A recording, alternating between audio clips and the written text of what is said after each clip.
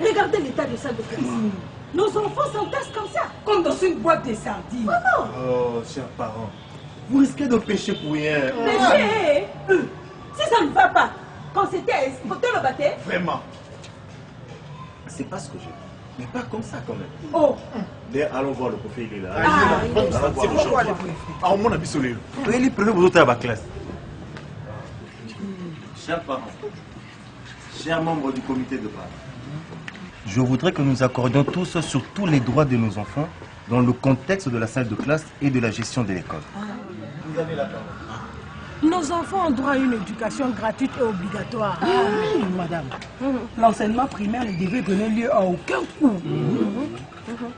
Monsieur le préfet, dernièrement, ma fille me dit que leur maître n'a de l'estime que pour les garçons. Les écoles ne doivent faire aucune distinction basée sur le sexe, la race, la langue, la religion ou les opinions politiques. Non. L'école doit être ouverte à tous, équipée d'installations sanitaires appropriées et séparées pour les garçons et pour les filles. Handicap ou toute autre situation. Ça, c'est le droit à la non-discrimination. Madame, écrivez ça. C'est ça. Ok, non-discrimination. C'est ça. C'est ça. C'est ça même. Exactement. Monsieur le préfet, regardez l'état de notre école. Hein? Les écoles doivent disposer de salles suffisantes. L'école doit être ouverte à tous, équipée d'installations sanitaires appropriées et séparées pour les garçons et pour les filles. Ça, c'est le droit à une infrastructure adéquate et accessible à tous. Les écoles doivent disposer d'un nombre suffisant des enseignants bien formés. C'est une question pertinente. Ça, c'est le droit à des enseignants professionnels et qualifiés. Monsieur le préfet, hier, mon fils s'est fait tabasser par les élèves de l'école voisine. Tu trouves ça normal?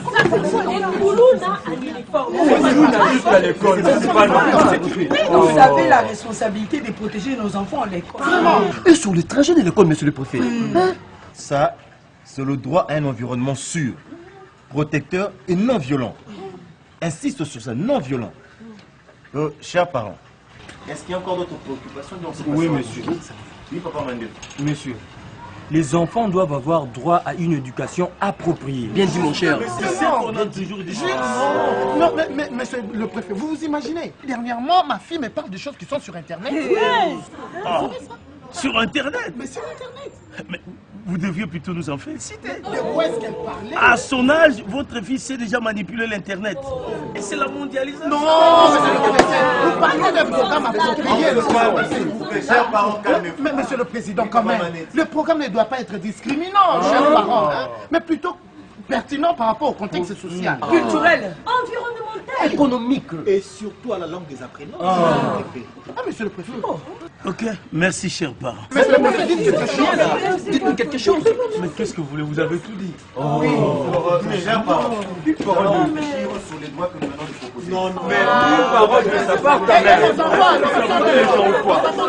parole de sa part, on a tous, mais devait quand même dire quelque chose.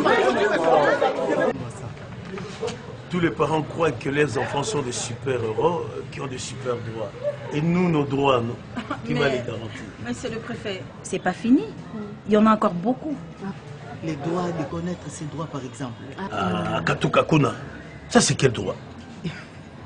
Mais monsieur le préfet, les écoles ont le devoir d'enseigner aux enfants les droits humains et particulièrement les droits de l'enfant. Voilà.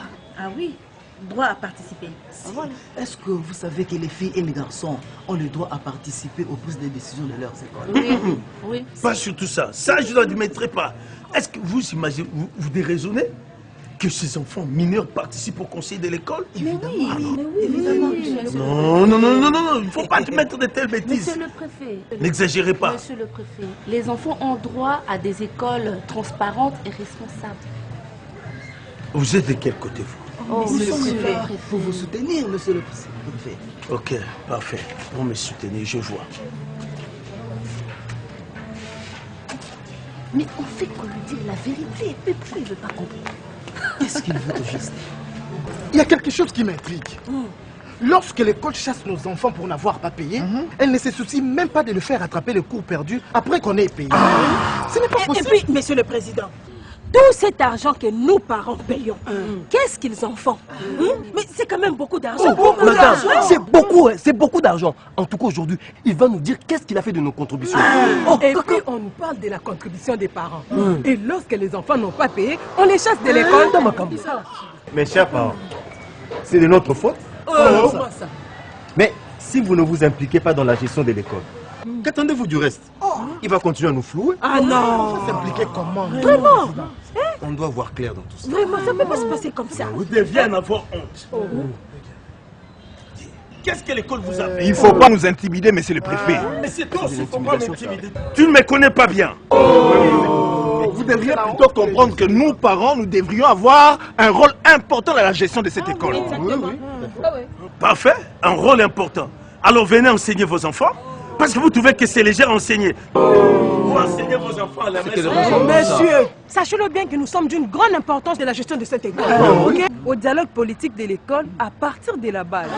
Ainsi, contribuer à l'instauration d'une gouvernance transparente et efficace de cette école. Dans l'intérêt de nos enfants et celui de la communauté. Ah, celui de la communauté. Vous avez vu l'école?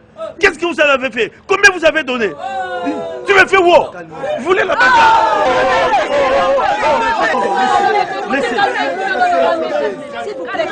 Chers parents, calmez-vous.